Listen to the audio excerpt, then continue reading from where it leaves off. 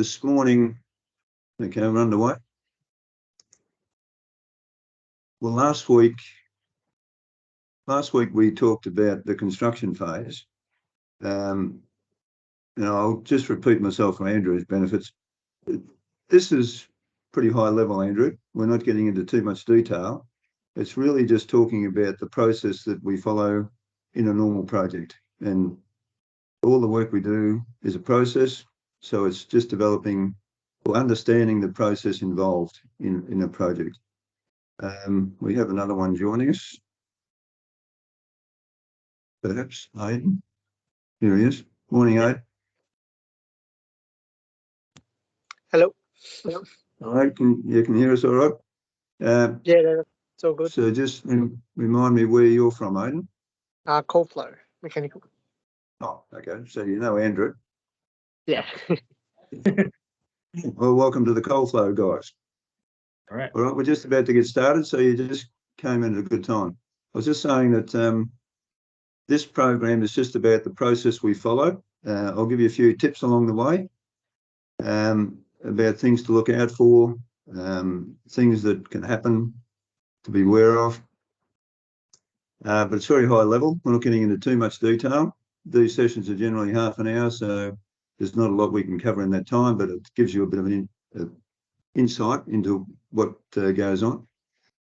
In subsequent training programs, so after we finish this program, we're going to go into another program with a bit more detail and start to talk more about the design of systems, how the design is done, the things that we have to do along the way. And again, it becomes another process that we'll look at in more detail. So let's get on to, can everyone see the notes? I see it. Does that come through? Okay. Just a nod will do. If you're on silent, just nod your head. So testing and commissioning. When all of the equipment, HVAC equipment, ductwork, etc., is installed, the testing and commissioning phase can commence. So this phase is normally referred to as commissioning.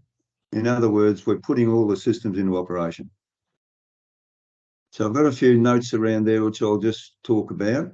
Up on the top left, ICA, Independent Commissioning Agent. I don't know whether you've heard of that, but on larger projects, probably not the small, residential type projects or even residential apartments, there's quite often an independent commissioning agent. And they get involved right from the start. They're employed by the client. So they're really watching what all the contractors are doing and having some input to the whole process of, or really it's focused on commissioning, but they'll get involved in the whole process. And when we come around to commissioning, they'll certainly get involved and make sure that the systems are put into operation the way that they're intended to be, as documented. And they might even make some changes to the documentation as they go through. So that's just something to be aware of. ICA, Independent Commissioning Agent. I've also got up there construction program. I've stressed this a few times during this program, that the construction program is critical to every project.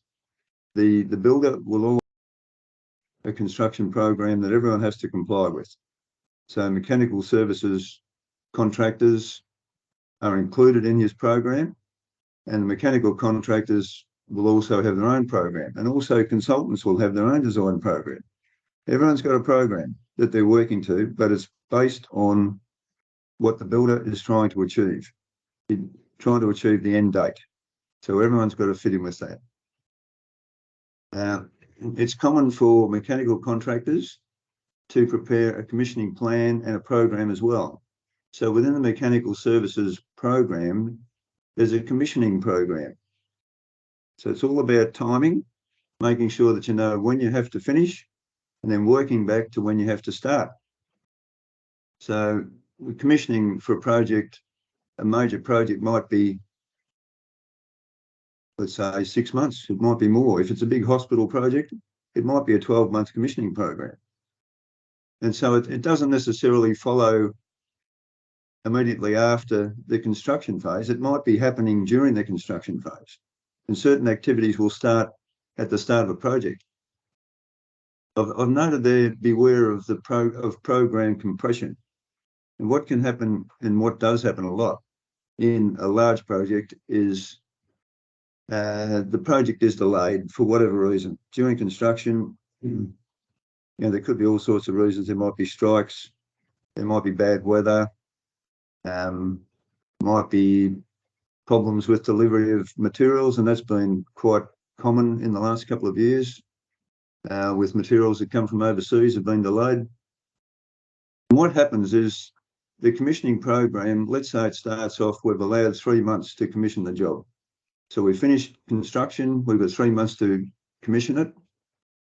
And suddenly we've only got half that amount of time. So what do? How do we compress it to complete it on time? Just be aware of that. I don't want to go into it in any detail, but just it does happen. And sometimes you need to come up with a way of commissioning it more quickly. It might mean you need more people. It might mean that you ask for more time. You delay the completion of the project, but that can be a big issue if you're trying to delay the completion of a project. Excuse me a second.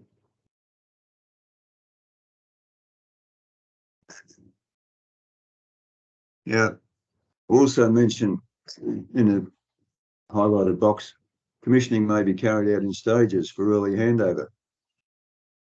Some projects are broken up into stages. And again, a hospital is a good example where they want to complete different parts at different times. So we may be required to complete the engineering and then commissioning of different parts of the project at different times. That's quite a common thing on a major project. Another highlight, is it a Green Star project? Have any of you had experience with Green Star projects? We're talking about larger projects. For Green Star is, let's say it's an office building. They might require, like, to get tenants into the building, you might need a 5-star Green Star project, which means it's got lots of benefits. It's got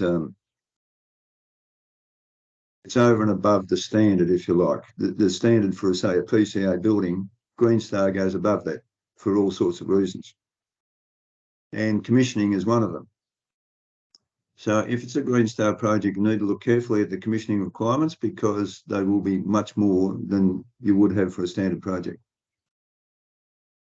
All right, so as with all other parts of the project work, commissioning is a systematic process. The following points are a brief overview of the process.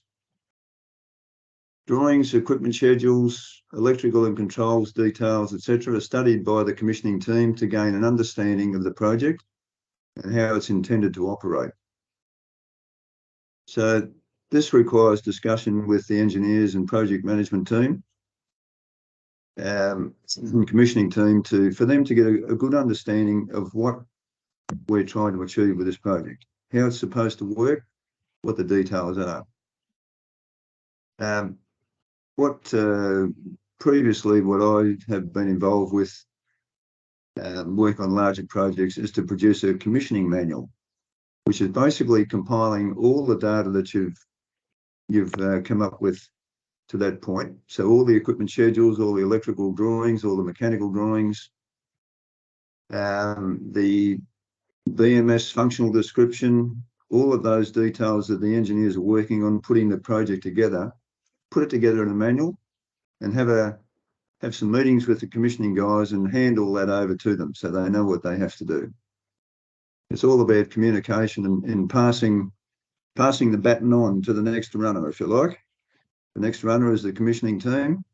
And, you know, the project's only as good as the commissioning results.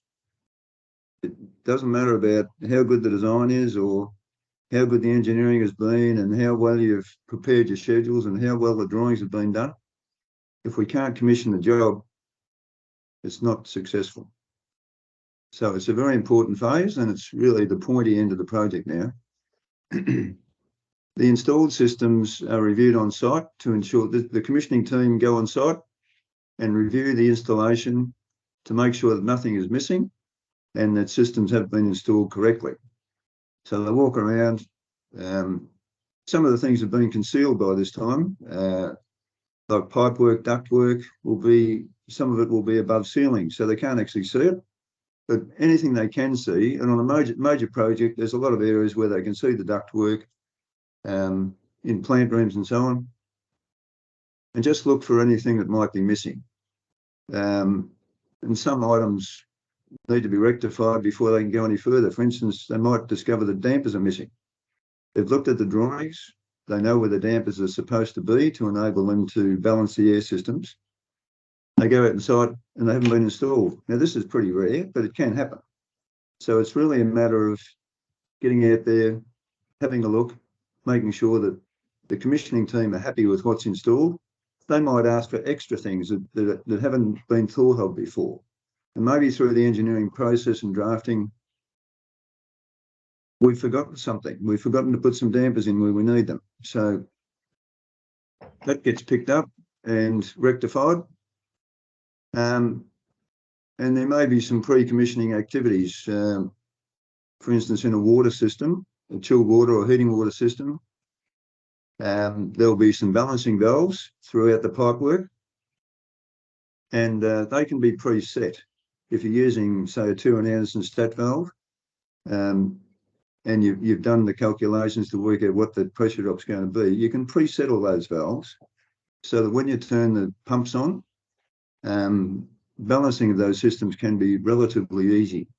And we have had success in the past where we ran a spreadsheet with calculating all the pressure drops through the balancing valves, and they were pre-set up on site before we commissioned, turned the pumps on, and everything was fine.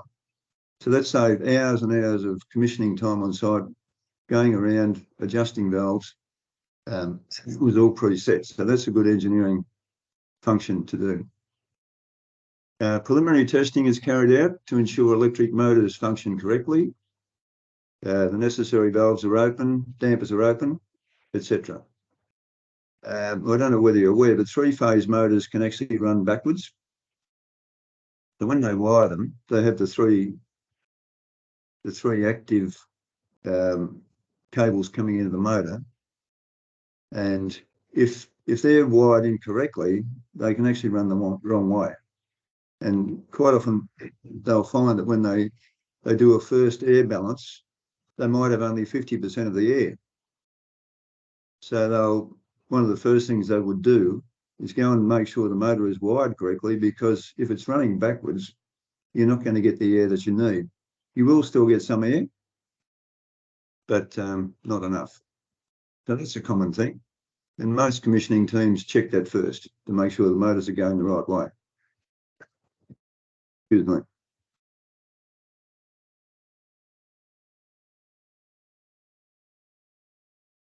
So once the commissioning team are happy that everything's rectified, the pre-commissioning requirements are done, the motors are running the right way, etc., they start taking some measurements. They'll usually do it in 2 or 3 phases. So they'll take a preliminary reading first and just have a look at those results and see where we are in relation to what's required. So they look at the design and say, well, okay, we've only achieved 90%, or we might have 110% somewhere, 90% somewhere else in the system, and start to really adjust the dampers and get the balancing correct. So the measurements are taken of all the parameters required to prove that the systems function in accordance with specifications and schedules. This includes airflows, water flows, temperatures, power consumption, control functions, etc. A fairly common problem is squashed flexible duct. If you've been on site, you've probably noticed that flexible duct is often squashed into tight areas. Residential buildings are probably the worst because they've got very tight ceiling spaces, and the guys on site, just sometimes have no option but to squash the flex. But and that can be a problem because if the flex is squashed, the air won't go through. So it's going to have to be rectified. These are things that should be picked up prior to the commissioning even starting. Engineers, project managers, site managers should be making sure that these things aren't there, but guess what? They happen. So that can be a problem.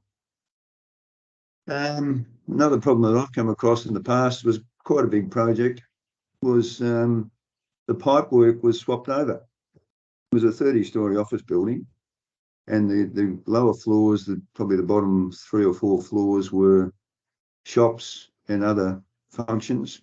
It was quite complex, and the pipes got crossed over. Now, that's a major one, because when we tried to balance the water systems, it wasn't working. And we had to work our way through the whole system and find that a couple of pipes had been swapped over at the low level, which messed up most of the building. Not something you want to do. Anyway, those things happen, and just be aware that, if things don't work, there'll be a solution. You've just got to find it. Taking a step back, this is what process is all about, is making sure that everything's right. As you work through, check, double check, make sure that things are done correctly so that you don't have these problems at the end. Because going back again to the program, we haven't got time. And if the program has been compressed, you've got less time. So follow the processes, try and get it right, and you'll get through much easier. Sometimes there's an independent person who comes in to witness the commissioning and the results on behalf of the client. That's usually someone from the consulting firm. So the people who've done the design may be asked to witness some of the commissioning. They won't commission all of it. They won't witness all of it. But they might say, okay, they pick out a few systems and say, I want to see the results. They want to see you prove the results for some systems. So an air handling unit, for instance, they'll go through and check how you measure it and whether what you're measuring is correct and whether that complies with the requirements of the job. So once all that's done and the witness is happy and all the results are at least in compliance with what's been designed. Excuse me a sec.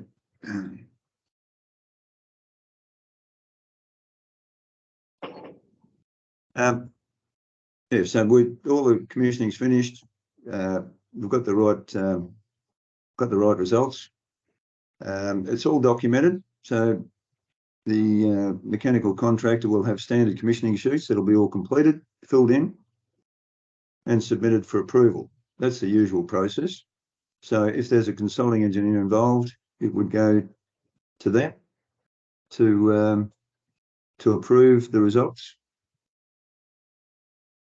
And once that's received, once the acceptance of the results is received, project is ready to be handed over.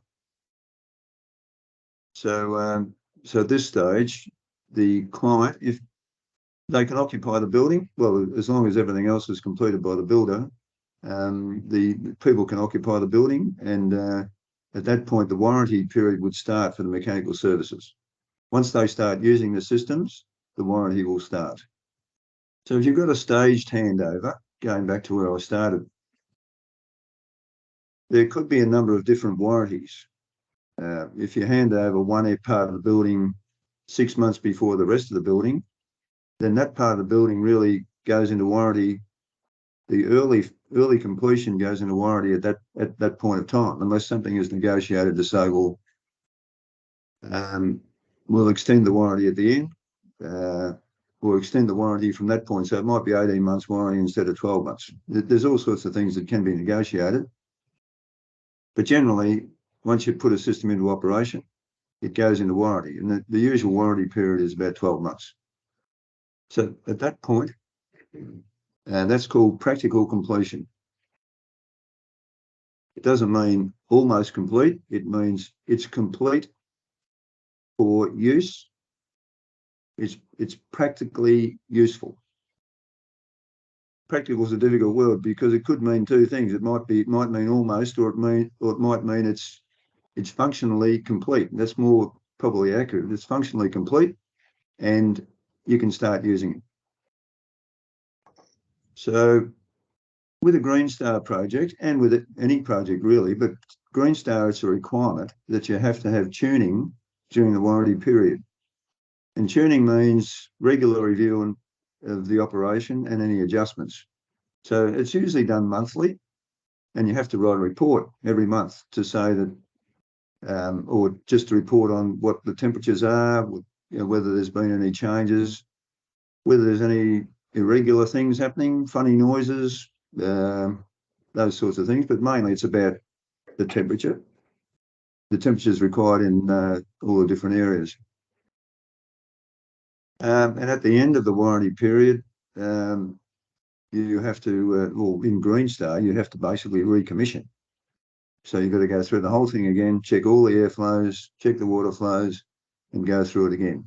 So Green Star does add a lot of cost to the project and a lot of time, but it just ensures that everything is kept the way it was meant to be in the design. So that's the end of the text. Any questions?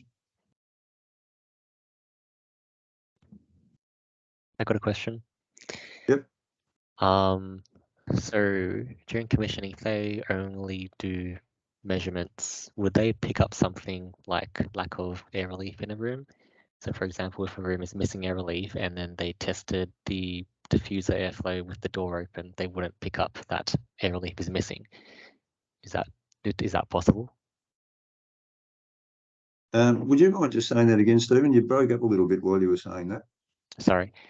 My question was, if they are only doing measurements and let's say the room was missing air relief, if they measured the airflow through the diffuser and left the door open, does that mean they wouldn't pick up the issue that the room is missing air relief?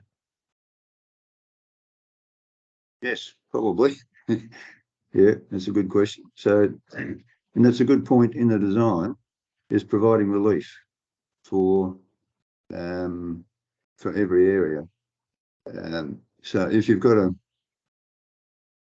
let's say you're talking about a small office, for instance, yeah, an office space where there might be just one person's office, and they've got to supply into that room.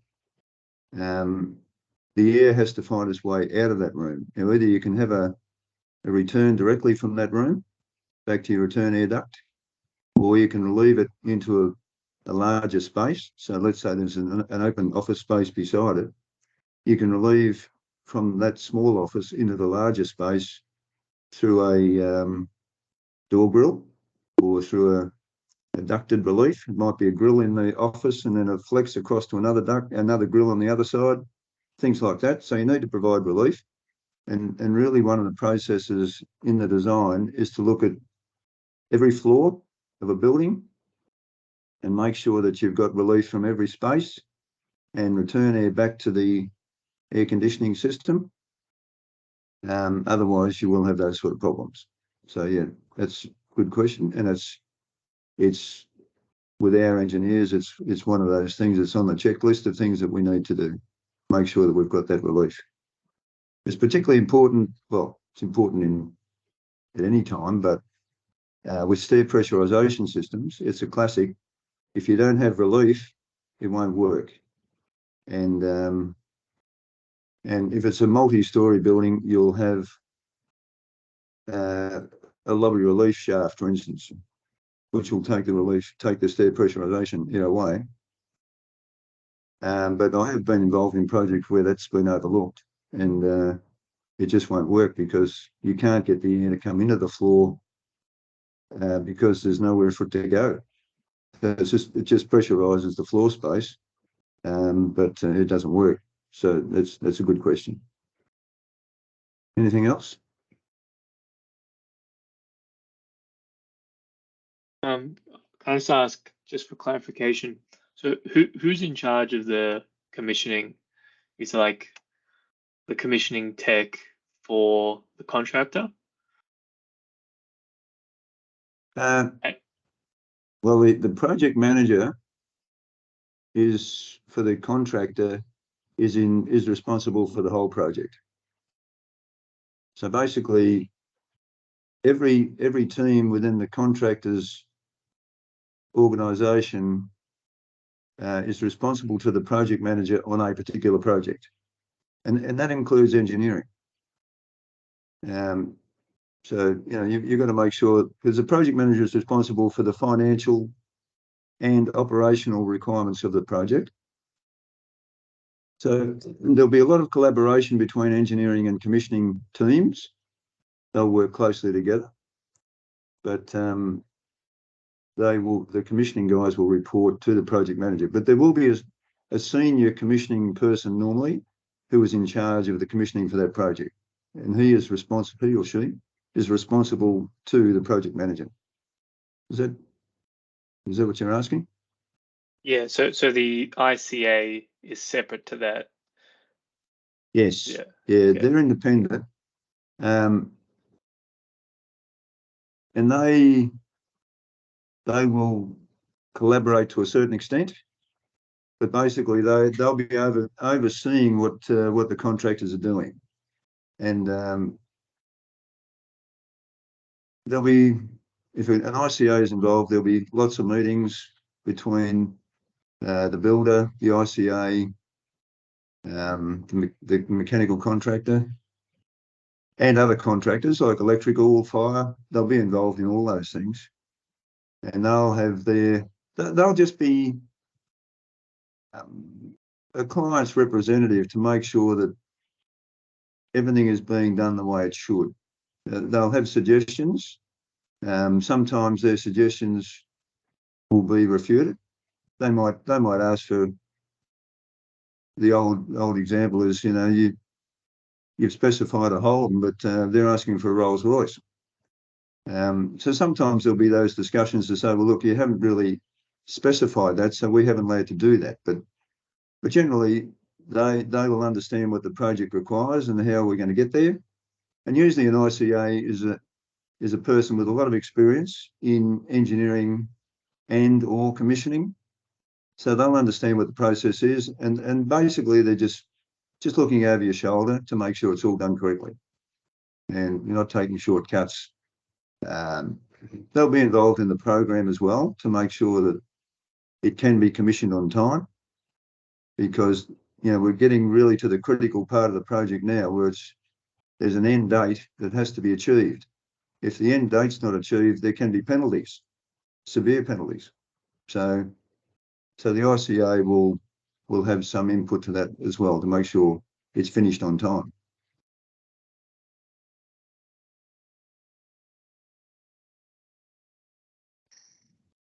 Anything else?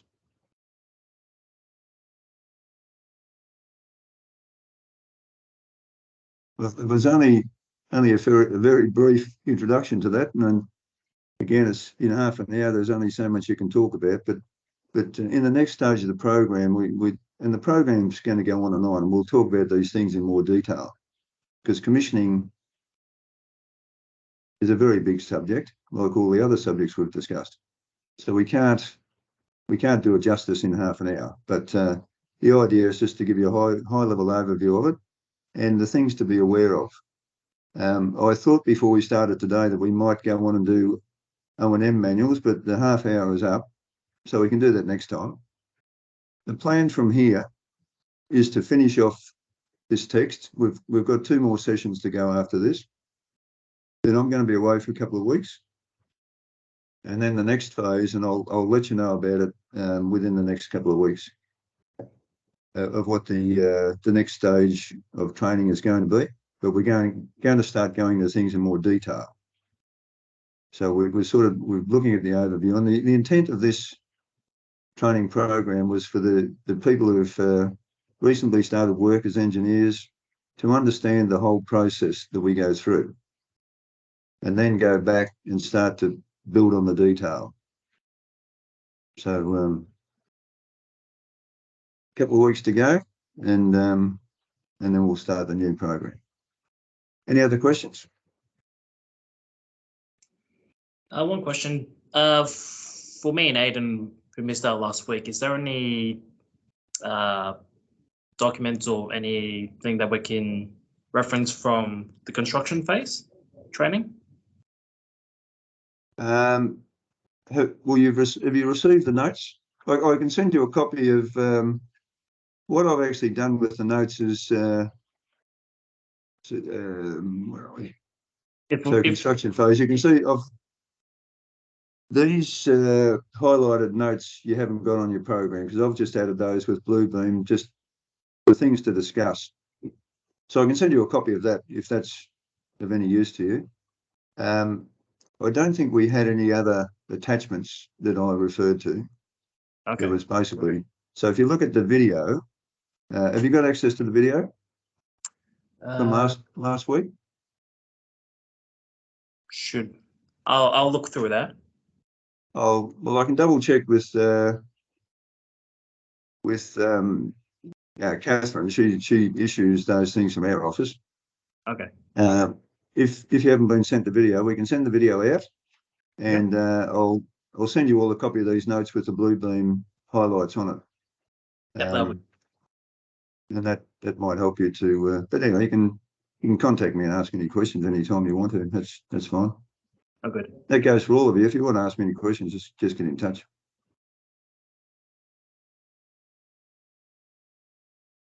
Okay. Anything else? All right. Well, I'll let you get back to work. Thanks for